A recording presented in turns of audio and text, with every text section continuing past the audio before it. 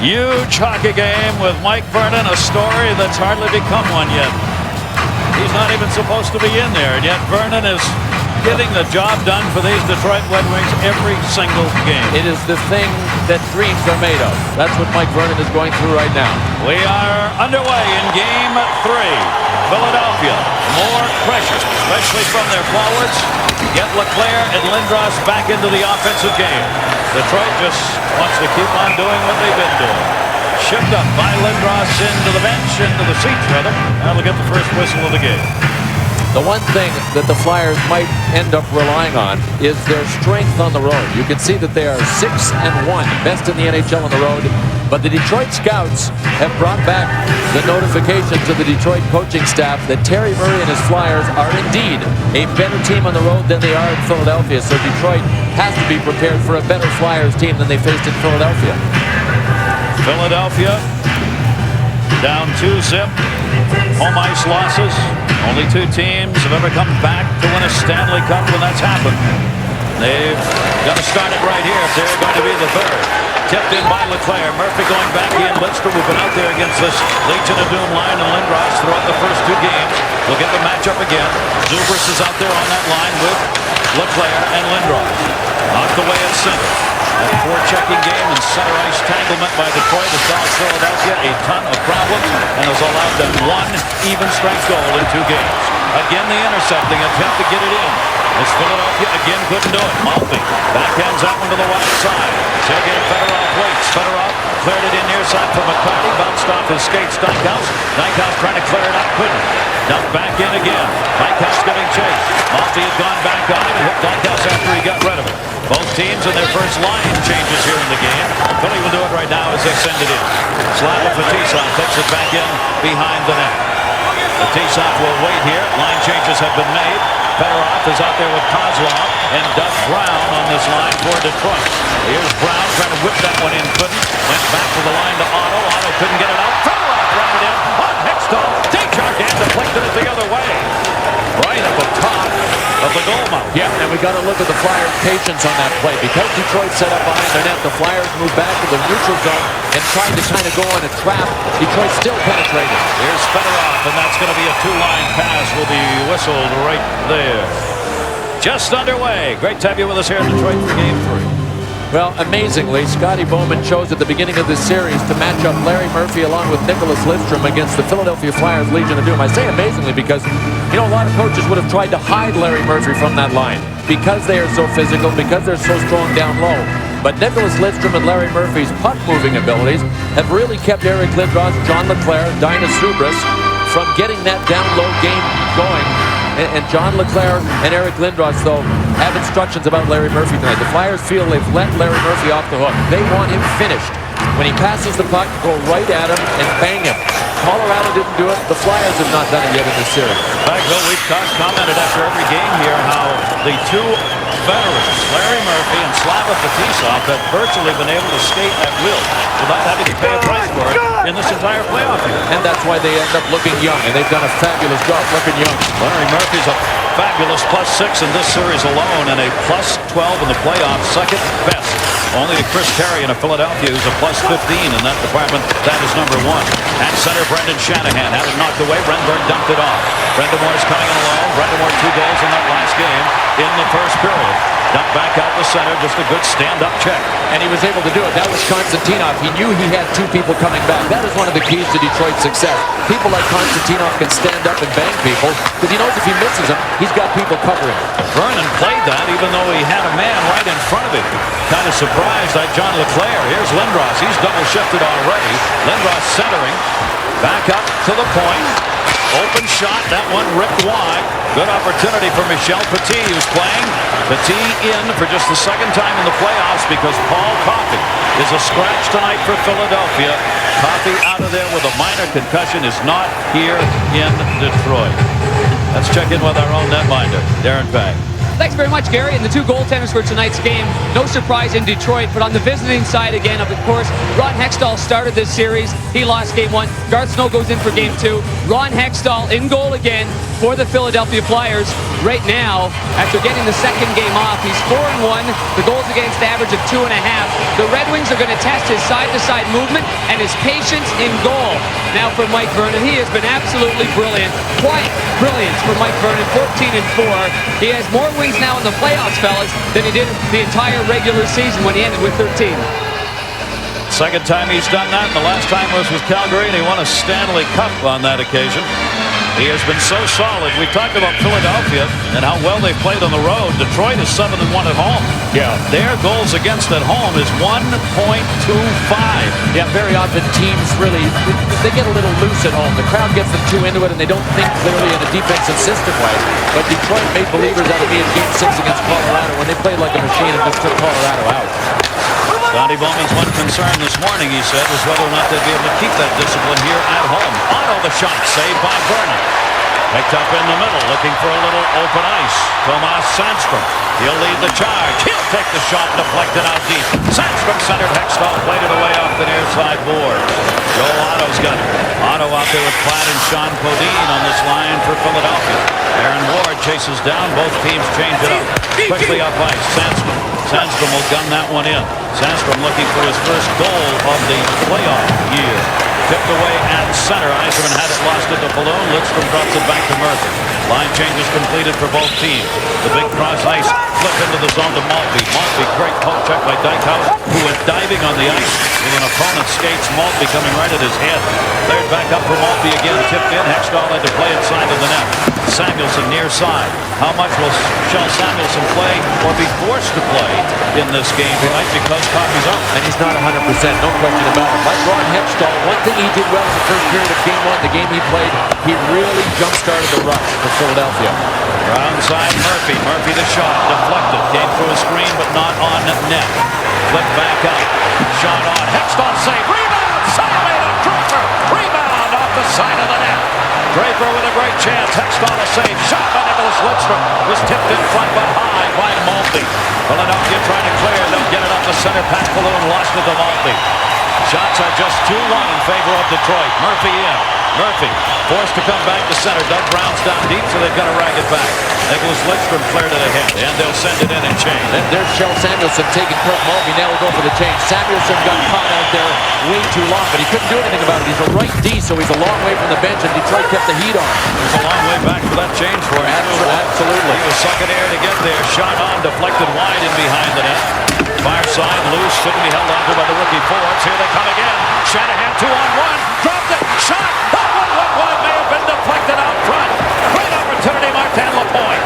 Defenseman Desjardins down in front may have gotten a piece of that as it went in on a 2-on-1 and an odd man rush again for Philadelphia that they've been able to capitalize on in the first two games. Konstantinov cleared it around, paid for it though as he took the hit from Forbes, the rookie, playing his second game. Fedorov again brought it in. Poke checked away at center, knocked away by Lindros. Chased down by Lapointe. Lapointe backs it up for Shanahan. Philadelphia changing up behind the play. Near side, Fedorov. Fedorov waiting for some help. Detroit changing as well. Fedorov goes in alone. Off the bench they come. Shot! Great save by Hextall. Rebound loose in the slot. McCarty couldn't get it sprawling. Darren McCarty came off the bench on the right wing. Got a tremendous blast in off the pads of Ron Hextall. In the middle, Zubras. His chance. Wide. Rebound, LeClair. Ooh, LeClair got leveled and a penalty coming on Detroit. LeClair got interfered with on the near side because he was wide open. That is going to be the call right here. And the first power play of the game is going to go to Philadelphia. Well, in the first two games of this series, it was Detroit getting on the board within the first 7 minutes. They've not been able to do that yet against Ron Hextall in Game 3.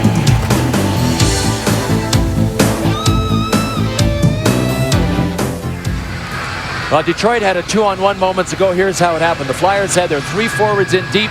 But look at Chris Terry, and he's getting picked from behind here, and he doesn't know that it's happening until it's too late. Steve Yzerman squirted it loose, and sent his two line mates away on this 2-on-1. Shanahan and Marty Lapointe. Ron Hextall got that one. He made the save on that one. Then the Flyers came down to the other end. John LeClair to the side of the net was interfered with. That was Darren McCarty that came back to take him, and Kerry Fraser was about 15 feet away. So McCarty goes at 6'10" on the interference. He thought that pass was going to come right across the goal mouth. He wanted to get to LeClair before the puck did, but the puck never even came that way. And a power play, 3 for 9 on the power play in this series for the Philadelphia Flyers. They've scored 3 of the 4 goals they've been able to get off the power play, so it's been very important for them to be effective. Yeah, unless they can get their 5-on-5 game going, they're going to have to win games with the power play. Lindros. He's got that tiger's eye going. Yzerman tried to back it in, could not. Short-handed chance the other way. One defenseman got caught back, but Lindros covered. Shot Yzerman short-handed. Will be deflected back to Desjardins, and he will turn it back up. Here in the playoff year for Philadelphia, you see what they've done on the power play. Game 1 and Game 2. Opportunities. And the first one in this game goes to them. Detroit scored first in the first 2. Desjardins deflected. LeClair scores! Power play goal, John LeClair! And for the first time in the 3 games, it's the Flyers who take a 1-0 lead. And they do it again on the power play, and they do it with their strength, which is their big forwards in front of the net looking for a rebound. Eric Desjardins picked up a good pass from John LeClair. I mean, that was a neat bank shot off the boards by LeClair. And look at how Desjardins moved to the middle to try to set up the screen. Nobody picked up John LeClair. Detroit has done a pretty good job of tying up John LeClair's stick. I've shown you a number of times how they're not going to move him, so they try to tie up the stick. But both defensemen moved up a little bit on the play and let LeClair get in behind him. And Mike Vernon left the rebound. That is exactly what the Flyers wanted to have happen on the play. It is the first lead that they have had in the 3 games. The previous 3 power play goals had all been scored by Rod Brind'Amour. The goal is under review. Kerry Fraser, the referees come over, but that's just a check now that's done almost automatically. It is good, and it is a 1-0 lead for the Philadelphia Flyers as John LeClair gets one home. First lead of the series, and it's pretty important. You take a look at the Flyers' record in the playoffs. When scoring first, just 9-1. That's very, very big. And depending on how long they hang on to the lead, or depending on how big the lead gets, that shakes Detroit possibly out of their tight defensive game plan. And only the second Philadelphia player who has scored here in this series, with Brind'Amour having 3 here, and now the couple that have been picked up by LeClair. Philadelphia wants to get some other of their people involved in the offense. Sent back in. They pick it up on their 3rd shot of the game on the power play for the 1-0 lead. That will end up going over the glass and out of play with 12:40 left to go here in the first. The goal coming at 7:03. LeClair from Desjardins and Brind'Amour. Michigan Sports rocks! And Detroit is rocking as they've got a big weekend coming. Here in this great state of Michigan, the Professional Bowlers Tour starts the day with the Greater Detroit Open. ABC will have that at 3 o'clock. Then at 5, you'll see the ESPN spotlighting the LPGA second-round coverage of the Oldsmobile Classic. And 7:30, we've got Game 4. All coming up here in Detroit, Michigan. Play back in behind the net. A 1-0 lead up for the Flyers. Shots are even at 3-3 early on. Philadelphia indeed has come out, as Bill said, showing some patience early on that we did not see in the first 2 games. And I didn't expect to see Terry Murray really rolling 6 defensemen over, even this early in the game. And Barry Melrose talked about it in the Quet show, about how he might go with 4. We thought he would go with 4, and that keeps his 3 best defensemen on the ice most of the time. But he's rolled his 3 pairs over, 6D. He's playing Michel Petit with Dykhouse early on here. This will be an icing call. Terrian going back on the touch. Took the hit, really didn't like it very much. Darren took that shot back there. Michel Petit came back. Tomas Sandstrom, the man who moved in. So there you see Philadelphia in the playoffs scoring within the first 10. They have won in 13 of the 18 games. They have been able to do that, and when they do, it opens the game up for them. And Terry Murray has to be hoping that at least a few of the Redwings have been reading the headlines, because it's all parade planning and sweep. Get out the broom because it's going to be a sweep. And the Detroit Red Wings are a focused bunch of guys, but Terry Murray has to hope that they're looking at the headlines. And this is one of the reasons. You're looking at Peter Svoboda. One of the reasons that the Flyers are undermanned on the blue line, especially on the power play, with Paul Coffey and Peter Svoboda out of the lineup. Don't be surprised if you see Eric Lindros on the point of the power play tonight for Philadelphia. Sent in by Shanahan into the corner. Hextall will wander to play that. Got it up on the boards, not out. Second attempt, Flyers will get it out of there. Hextall could make a difference in playing that puck on those dump-ins. Off the back of the net, it was loose. Near side to Shanahan. Shanahan turns it up. Philadelphia's got 3 back.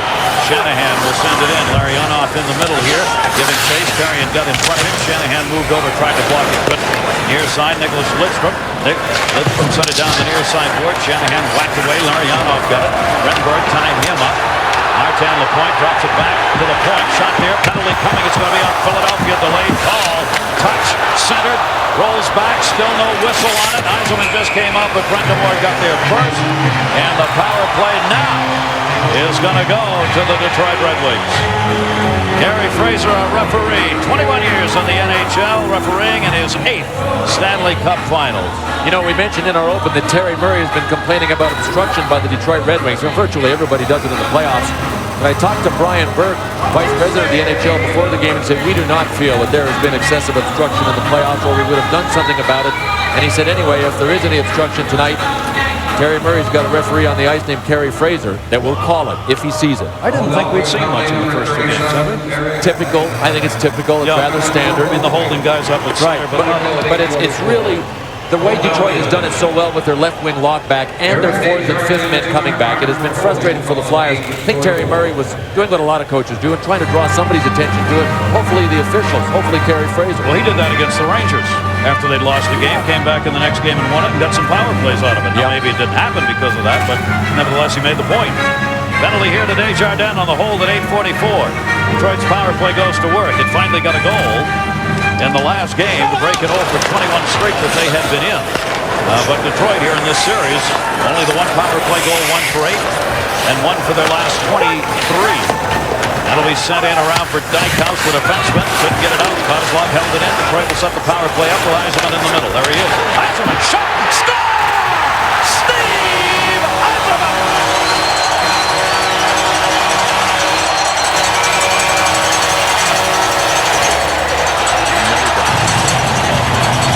Nobody there.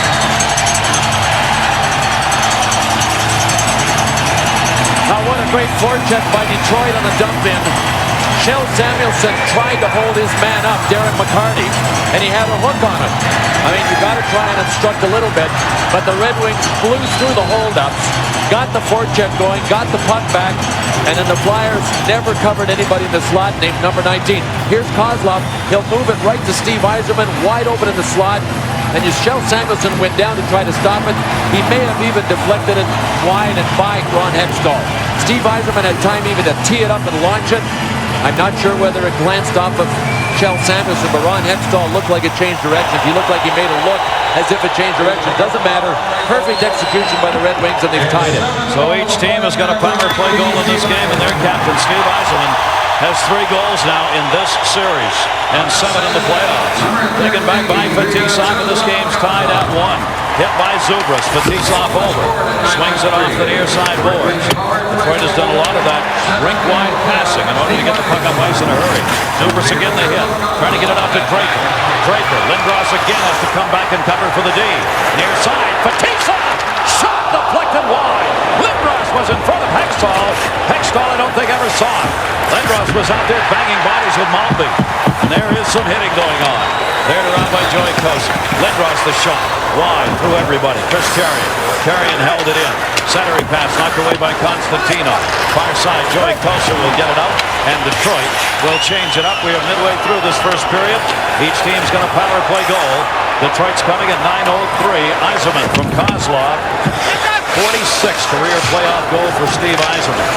That Philadelphia lead lasted for 2 minutes. Exactly. In the corner, jammed up by Rouse. Konstantinov reaching in, trying to dig the puck out of there. Yzerman was there trying to get it. Yzerman coming behind the net does get it. And Steve Yzerman turns it up. Yzerman propped it off the near side. Big hard skating here by Detroit. They are really rushing that puck up ice. McCarty, the hit on the far side. Ian Terrigan held in momentarily. momentarily, not long enough. Good effort by Tomas Sandstrom, though. At center, Pat Falloon will dump that one in. Well, Gary, I think the most underrated thing in this series so far has been Detroit's forechecking. We've been closely watching the Flyers attempt to get their forechecking game going, but the Detroit Red Wings, I think, have forechecked well in both games. And it's partly because the Flyers don't play a left wing lock. They don't always have 3 men back, so the Red Wings are able to dump it in and then get a forward loose to go after it. That has resulted in some of those odd man rushes that we have seen in these games. Detroit had 5 of them and scored 3 goals on odd man rushes in the first game. Detroit got 3 more in game 2 and scored another goal off it. They've tied this one up at 1-1. Not a lot of shots, though. 5-3 in favor of Detroit midway through. Incoming. There's Darren McCarty. Top power forward. He has played the most physical series from a Detroit Red Wings standpoint, and that was Eric Desjardins. He saw him coming, was able to get his arms up to kind of act like shock absorbers. This is the one area where Philadelphia has dominated in the first couple of games. Face-offs. They lose it. Fedorov. Shot.